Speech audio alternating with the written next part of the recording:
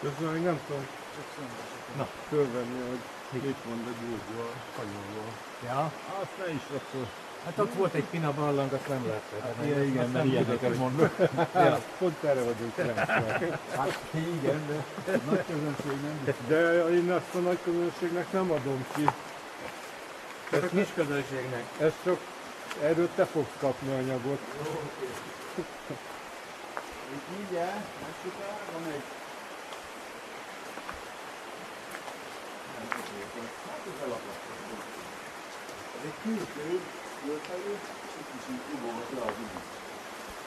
Tehát ugye a természet ugye változik, mindig más a meder is, Aha.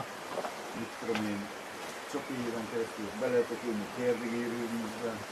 Most ugye nagy is a vízállás, azért ezt se felejtsük el. Látjátok, mit toll le. Az nyáron kurvára nem folyik. Aha.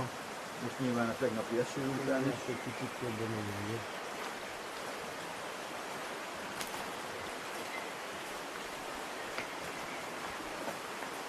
Hát itt látszik a falakon, A víz a medvet megépíti. Alapvetően, hogyha na, ott egy kalciumos befolyó, a fehérről lehet látni, egy fehéresből, de az is termál meleg.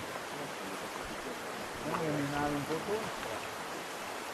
Valószínű az is számít, hogy a tengerszint feletti magasság, ahol ugye a víz felszíret is van, az is több száz méterrel több, tehát ott is hűl a víz.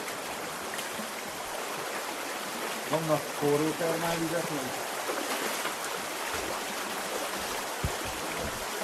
langyos van. Aha. És onnan düzött. az is egy nyerzőforrás. Hát igen. Ha a hőt egy kicsit másképp értelmezzük.